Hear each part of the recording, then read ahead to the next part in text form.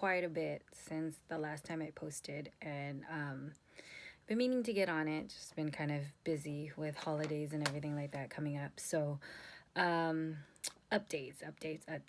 As far as the gastric sleeve surgery, I just had a visit not too long ago for my, I want to say 10-month out. And the doctor is really happy with my progress. I am at a current 39.72% BMI, so I need to get to a 30 in order to have my second surgery of the excess skin removal. So as you can tell, I'm not that far off. So I'm super excited to get into it and start pushing, especially with the new year coming up. I mean, everybody makes those New Year's resolutions, so here I go again. She was super excited how was doing and how I've progressed, and as far as my GERD has gone, it's gone down a lot. So I'm able to control more of how my stomach feels. I think a lot of it has to do with understanding your portions, understanding what triggers your stomach to really feel like it's bloated and everything like that. And obviously the starchy foods, so rice, bread, pasta, tortillas, are things that I need to stay away from because they just expand way too much in my stomach and cause a lot of acid reflux, and to the point where sometimes I can't control it. I can't keep it down, and I do have to let it go, unfortunately. But I am really good about staying away from most of that. I do have a little piece every now and then, but I know, it's more of like, I'm just really trying to figure it out. Obviously, with gastric sleeve surgery, I mean, you kind of have to change mentally how you eat, and it doesn't happen overnight. And I know that. So some days are good, some days are bad. But I never let it try to hinder me from starting over the next day. So I think that's a positive thing to keep in mind, as well as fried foods. So fried foods are a number one trigger for my acid reflux, and spicy. So spicy I'm pretty good with staying away from. I don't really crave it. I'm okay with not having it. Although there are some foods that people tell me, oh, it's not spicy, it's not spicy. I try it and I'm like dying, and I just can't eat it anymore. So spice is one thing I need to stay away from, and I'm pretty good at, like I said, about it. And then fried foods. Obviously, it is semi-hard. I did get an air fryer, so that's kind of helped with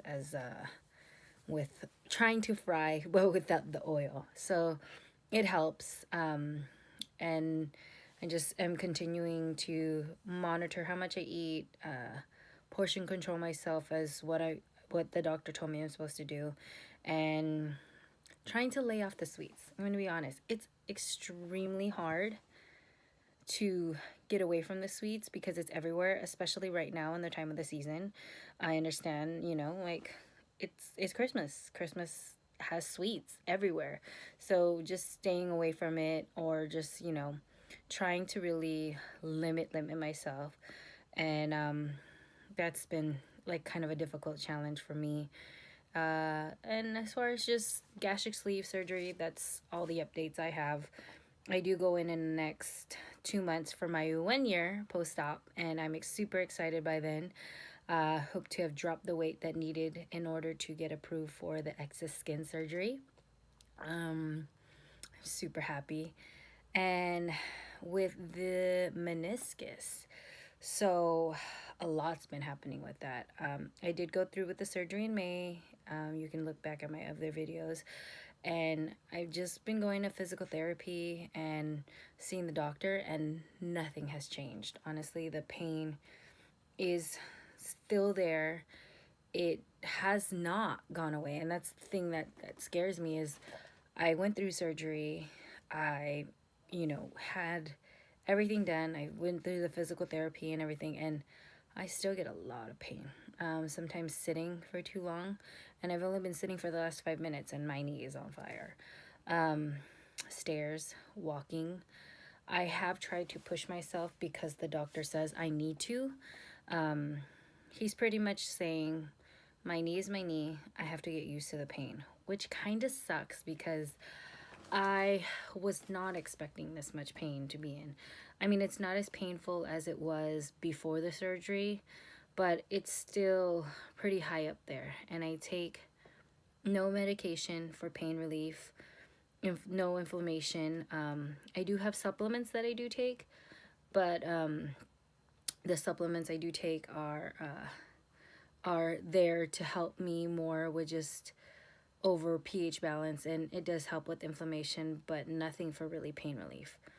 So pain relief is more of just mind over matter, I guess. I do use electrotherapy. I massage and I roll out. I use ice. As far as that goes, I'm more of just like the natural stuff versus taking really anything that's going to go into my stomach, just because I know my stomach is a lot smaller and I just don't want to risk anything going in that's not natural, or I don't know where it's coming from. So that's the difficult part. And the doctor is finally sending me, releasing me from his care. And I'm just praying that it goes away or it heals a lot more than what he says it's going to heal.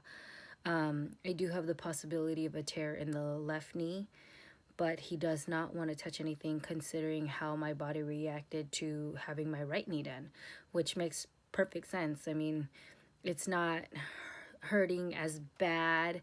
I can still walk, and I don't have to live with everyday pain. It's every now and then, which is a little more manageable, not as much as the right, where it's every day it hurts. It just sucks, and the cold is like the worst. And it could be worse. I could be somewhere where it's freezing cold and snowing, and I'm not. I'm fortunate enough I'm in California, so it's not too bad. But yeah, overall it just stinks not being able to use my knee the way I was. Although the doctor says I should be able to do the things I was doing, I'm trying my best. I can't guarantee that everything's going to be perfect, but I'm working with a personal trainer while I'm in the gym, so I'm not hurting myself, and doing the things that I learned in physical therapy just to help me, strengthen up my muscles around the knee so that my knee doesn't compensate too much. That's just the updates. So I hope you like what you're hearing and get some useful tips out of it. And leave me a comment or subscribe. Thanks, guys.